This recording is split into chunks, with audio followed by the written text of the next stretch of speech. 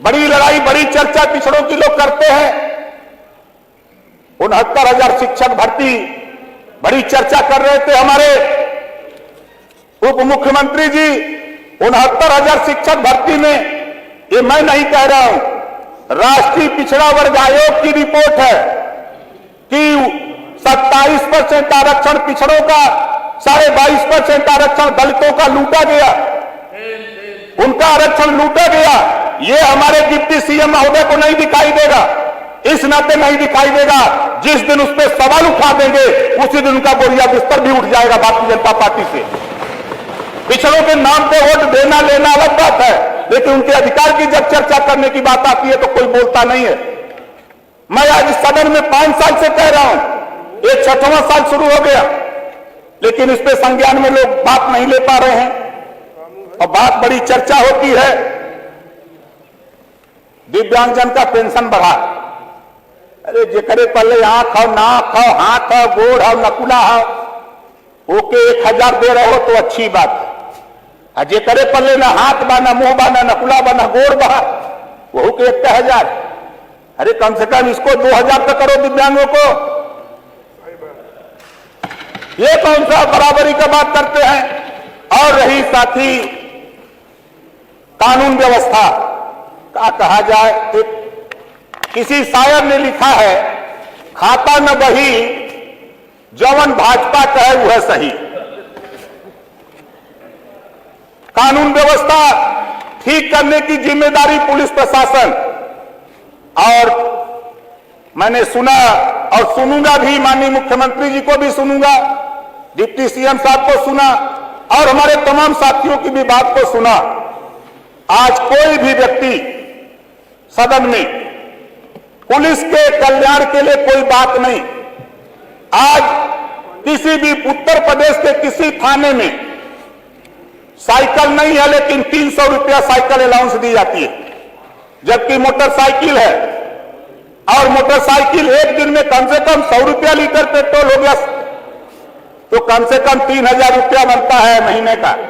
3,000 रुपया दिया जाए, पुलिस को वर्दी भत्ता दिया जाए, पुलिस को जो पौष्टिक आहार भत्ता बढ़ाया जाए, जो वर्दी भत्ता देते हैं उसमें भी 1,000 रुपए की बढ़ोतरी हो।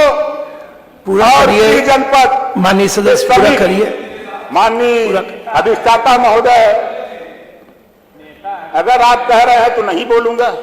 नहीं, जो व्यवस्था जो है, नहीं व्यवस्था मैं आपको बता दे रहा हूं, अध्यक्ष है, मैं सम्मानित, अगर सबको हमारे साथी जोड़ेंगे, सम्मानित सदन को मैं के पीछे बैठे हैं, सम्मानित सदन को मैं ये सूचित करना चाह रहा हूं कि सभी दलों के नेताओं के लिए 10-10 मिनट निर्धारित है।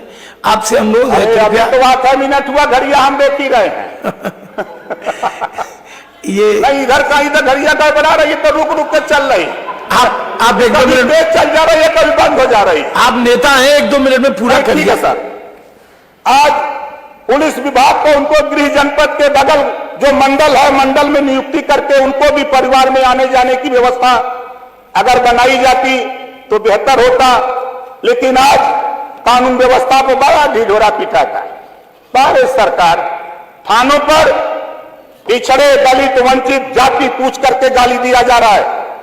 सरकार के इशारे पर पुलिस काम करती है, थाने पर गाली दिया जा रहा है, भगाया जा रहा है, FIR नहीं हो रहा है, फर्जी केसों में फंसा करके गरीब, कमजोर, पिछड़े, दलित, वंचित, अल्पसंख्यक के ऊपर जुल्म जाति बड़े पैमाने पर हो रहा है। लेकिन सदन में बैठे हुए हमारे बड़के भैया लोग, जो खास तौर से पिछड़े समाज के लोग हैं, नहीं मानते हैं। और आज आरक्षण के नाम पर बड़ी चर्चा होती है कि 17 जाति को आरक्षण मिल जाएगा।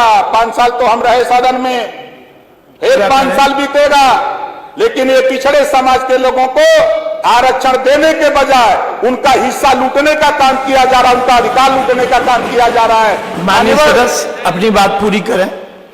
अब आप कह रहे हैं तो हम बहुत नहीं बोलते हैं, लेकिन इतना जरूर कहूंगा, आपसे अनुरोध है, व्यवस्था के हिसाब से आप लोग चलेंगे। व्यवस्था का पालन करते हैं, लेकिन व्यवस्था इधर मत करिएगा, उधरों करिए। जी जरूर, उधरों रहे सही। हाँ, ऐसे करें। तो मान्यवर करें पूरा जो करें। माननीय महामहिम राज्यपाल महोदय द्वारा जो अभिभाषण पढ़वाया गया पूरा झूठ का पुलिंदा रहा है, उसमें कोई दम नहीं है।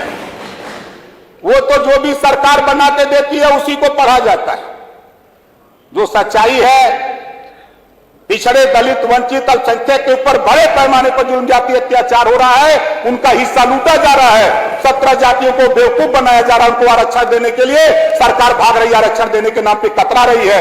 इसी बात को कहते हुए हम आपको बहुत बहुत धन्यवाद देते हुए अपनी बारी को विराम देता हूं।